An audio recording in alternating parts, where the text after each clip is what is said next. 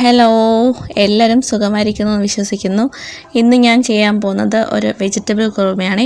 നല്ല ഈസിയാണ് ഇത് ഉണ്ടാക്കാൻ, അതുപോലെ തന്നെ നല്ല ടേസ്റ്റുമാണ്. അപ്പോൾ ഈ വെജിറ്റബിൾ കുറുമ എങ്ങനെയാണ് ഉണ്ടാക്കുന്നതെന്ന് നമുക്ക് സമയം കളയാതെ നോക്കിയിട്ട് വരാം. അതിനായിട്ട് ഞാൻ 2 ക്യാരറ്റ് ചെറുതായിട്ട് അരിഞ്ഞെടുത്തിട്ടുണ്ട്. അതേപോലെ തന്നെ ഒരു 6 ബീൻസ് അരിഞ്ഞെടുത്തിട്ടുണ്ട്. പിന്നെ ഒരു സവാള, 4 പച്ചമുളക്, 3 വറ്റൽമുളക്. അപ്പോൾ നിങ്ങൾക്ക് എരിവ് കൂടുതൽ വേണമെങ്കിൽ മുളകിൻ്റെ അളവ് കൂട്ടാവുന്നതാണ്. പിന്നെ ഞാൻ തലേന്ന് തന്നെ ഗ്രീൻ ബീൻസ് വെള്ളത്തിലിട്ട് കുതിർത്ത് വെച്ചിട്ടുണ്ടായിരുന്നു. അത് നന്നായിട്ട് കഴുകിയെടുത്തിട്ടുണ്ട്. ഇനി നമ്മളിത് ഉണ്ടാക്കാനായിട്ട് ഒരു കുക്കറിലോട്ട് ആവശ്യത്തിന് എണ്ണ ഒഴിച്ച് കൊടുത്തിട്ട് അല്പം വെളുത്തുള്ളി ചതച്ചത് ഞാൻ ഇതിലോട്ട് ഇട്ട് കൊടുക്കുകയാണ്.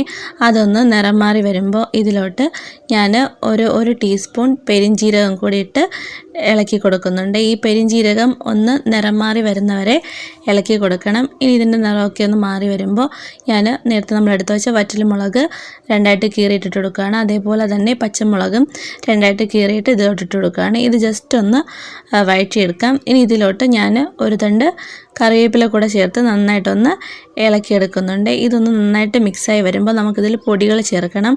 അപ്പം ഞാൻ അതിനായിട്ട് 1/2 ടീസ്പൂൺ മഞ്ഞൾപ്പൊടിയും 1 ടീസ്പൂൺ മല്ലിപ്പൊടിയും 1/4 ടീസ്പൂൺ ഗരം മസാലയും ചേർത്ത് നന്നായിട്ട് ഇളക്കി കൊടുക്കുന്നുണ്ട്. ജസ്റ്റ് ഇതിൻ്റെ മണം ഒന്ന് മാറുന്നവരെ ഒന്ന് ഇളക്കി കൊടുത്താൽ മതിയാകും.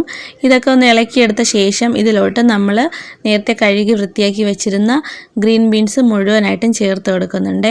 ഇതും കൂടെ ചേർത്ത് കൊടുത്ത ശേഷം നമ്മൾ നേരത്തെ കട്ട് ചെയ്ത് വെച്ചിരുന്ന വെജിറ്റബിൾസ് ഉണ്ടല്ലോ, ക്യാരറ്റും ഉള്ളിയും ബീൻസും ഒക്കെ, അതെല്ലാം ഇതിൽ മുഴുവനായും ചേർത്ത് കൊടുക്കുന്നുണ്ട്.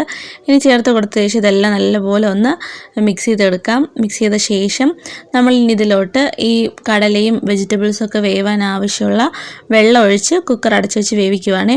നിങ്ങൾക്ക് വേണമെങ്കിൽ ഗ്രീൻ ബീൻസ് പ്രത്യേകം വേവിച്ചെടുത്തിട്ട് പച്ചക്കറി വേവിച്ച് അതിലോട്ട് ചേർക്കാവുന്നതാണ്. ഞാനിതെല്ലാം ഒരുമിച്ചിട്ടാണ് വേവിക്കുന്നത്. അപ്പോൾ ഈ വെജിറ്റബിൾസൊക്കെ വെന്ത് വരുന്ന സമയം കൊണ്ട് നമുക്ക് ഒരു 1/2 കപ്പ് തേങ്ങ ചിരകിയത് ഒന്ന് നല്ല പേസ്റ്റാക്കി അരച്ചെടുക്കണം. അപ്പോൾ ഞാൻ തേങ്ങ ചിരകിയത് ജാറിൽ ചേർത്ത് കൊടുത്തിട്ട് അല്പം വെള്ളവും കൂടെ ചേർത്ത് നന്നായിട്ട് പേസ്റ്റായിട്ട് അരച്ചെടുത്ത് വന്നിട്ടുണ്ട്. ഇപ്പോൾ നമ്മുടെ കടലയും വെജിറ്റബിൾസൊക്കെ നന്നായിട്ട് വെന്ത് വന്നിട്ടുണ്ട്. ഇത് നമുക്കൊന്ന് ജസ്റ്റ് ഇളക്കി കൊടുക്കാം. അപ്പം നമ്മൾ കറിക്കെടുത്ത വെള്ളമൊക്കെ കറക്റ്റ് അളവാണ്. ഞാനിത് ആ വെജിറ്റബിൾസ് മുങ്ങി കിടക്കുന്ന പാകത്തിനാണ് ഞാൻ വെള്ളം എടുത്തിട്ടുണ്ടായിരുന്നത്. ഇനി നമുക്ക് നേരത്തെ നമ്മൾ അരച്ച് വെച്ചിരുന്ന തേങ്ങാക്കൂട്ട് ഇതിലോട്ട് ചേർത്ത് കൊടുത്തിട്ട് നല്ലപോലെ ഒന്ന് ഇളക്കി കൊടുക്കണം. തേങ്ങ ചേർത്ത ശേഷം പ്രത്യേകം ശ്രദ്ധിക്കേണ്ട കാര്യം, തിളച്ച് പോകാൻ പാടില്ല. തിളച്ച് കഴിഞ്ഞാൽ ഒരു പിരിഞ്ഞ പോലെ കറി കിടക്കും. ജസ്റ്റ് ഒന്ന് ചൂടായി വരുന്നവരെ അടുപ്പിൽ വെച്ചിരുന്നാൽ മതി. ഇനി ഈ ഒരു സമയത്ത് ഞാൻ ഈ കറിക്ക് വേണ്ടുന്ന ആവശ്യമുള്ള ഉപ്പ് ചേർത്ത് ചൂടാക്കി എടുക്കുകയാണ്. ഇപ്പോൾ നമ്മുടെ കറിയൊക്കെ നന്നായിട്ട് ചൂടായി റെഡിയായി വന്നിട്ടുണ്ട്. ഞാനിതൊരു സെർവിങ് ബൗളിലോട്ട് മാറ്റുന്നുണ്ട്.